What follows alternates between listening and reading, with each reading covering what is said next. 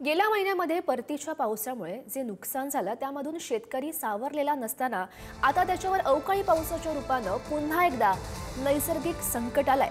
2 दिवसांपासून चांदवड, मनमाडसह नाशिक जिल्ह्यात अवकाळी पावसानं अक्षरशः धुमाकूळ घातलाय।